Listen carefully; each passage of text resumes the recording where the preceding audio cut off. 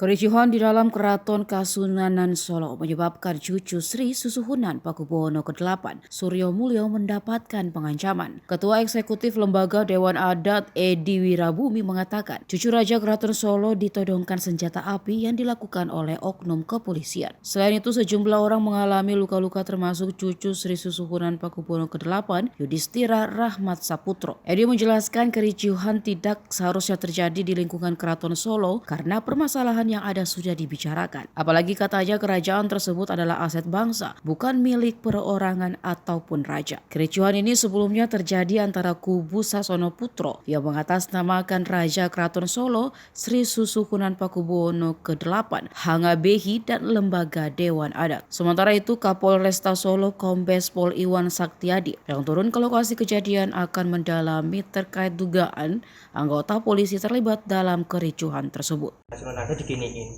katanya jauh sini pun mana buktinya. Saya selaku cucu kan harusnya diperlakukan dengan baik, nggak diginiin. Emang kayak gitu aparat, membawa nama aparat jelek kan kayak gitu. Gimana menurut saya itu?